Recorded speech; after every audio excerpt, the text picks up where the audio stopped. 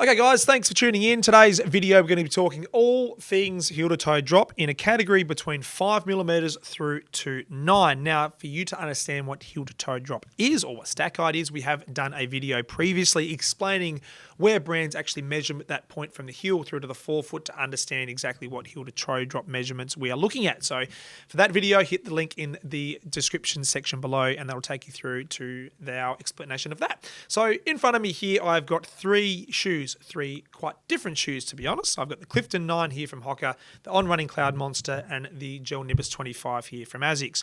Max cushioned, and what we will classify as a cushion category through here being the Clifton and the Monster. So two different kind of offerings with regards to what the midsole is going to give you, the runner, but all pretty similar in regards to the conversation in and around the heel to toe drop.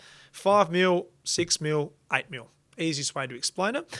And the other thing we'd like to address with regards to this conversation point is what we have in front of us, or that 5 to 9mm, is kind of where the market share sits in today's industry. So a lot of the conversation 10 years ago, we were sort of 10 plus, and we're talking like the early 2010s. A lot of brands were just punching out shoes that were 8, but most of them were 10 and 12mm heel to toe drop. And that's where we saw the market. That's what we were offering, because the conversation in and around what that did in regards to what the brands are doing now with releasing the shoe itself through the forefoot and the plated construction and the different foam densities, we're seeing a lot more of the market sitting in this conversation through here, which is just an interesting stat to know.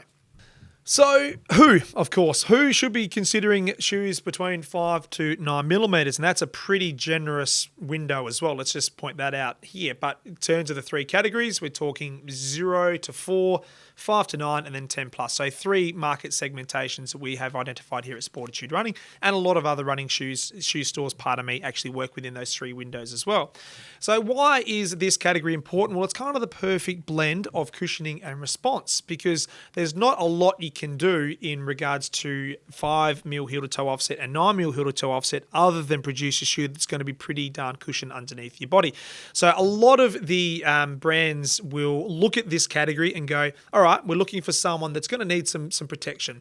All right, need some protection, we might change the density of foam.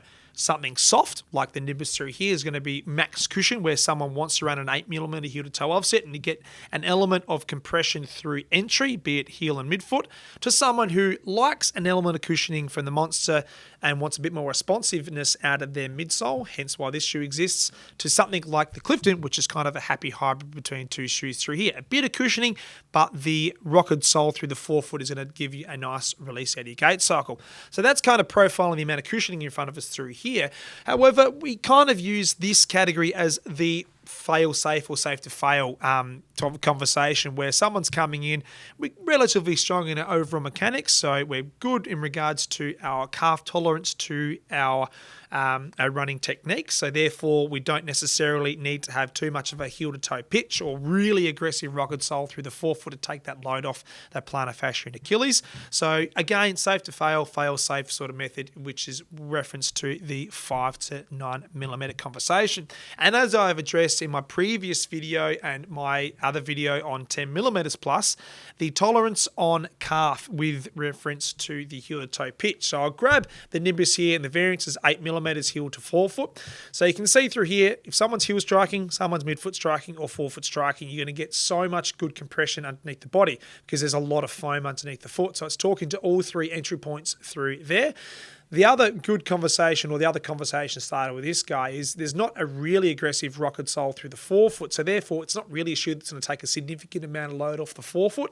If that's something you need to consider as a runner out there, let's have a look at the Clifton through here from Hoka, because there is an element of rocker through that front half, which is that shoe's unique point of difference. So Nimbus is really trying to target a lot of runners out there in regards to the amount of cushioning on offer, heel, midfoot, and forefoot. You're going to really enjoy the first point of entry with that shoe, really, really cushioned.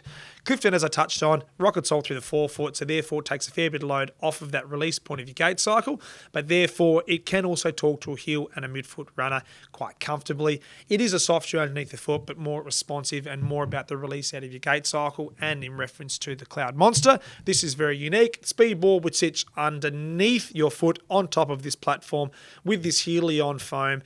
Very sort of balance with regards to the amount of cushioning but responsiveness through this midsole. That speed board does take a bit of load off that forefoot, which will then, in theory, take a bit of load off your plantar fascia and also that lower Achilles insertion.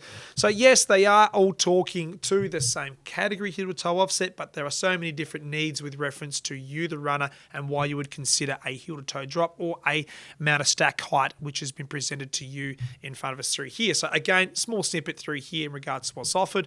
We've got significant amount of other shoes that's come into this conversation. The Cumulus from Asics, the Ride from Saucony. We have the Invincible from Nike, and also I did say the Ride, sorry, from Saucony as well. So there is a lot of other shoes that come into this conversation, all having slightly different offerings with regards to the midsole density and the midsole performance, which is kind of where most of the conversation will be led. So as we address through here, I've gone into a bit of a profile with how they all perform for the vast majority of runners out there. This is where most of our conversations start. This is where a lot of brands are putting most of their offerings for you, the running community, out there. So in reference to the 5 to 9 millimeters, more brands are making more shoes that sit in this category per se than what they had done previously. So again, it's more about how you react to that midsole, in more to the point where how you land in the shoe. So are you a heel striker, a midfoot striker, or a forefoot striker? And what are you seeking from that first point of entry? That's where that conversation will start in this category, 5 to 9 millimeters. And from there, we'll understand what you can tolerate from a heel to toe drop, and also the density of foam, which will then lead us to the ultimate outcome being the performance shoe that you are looking for.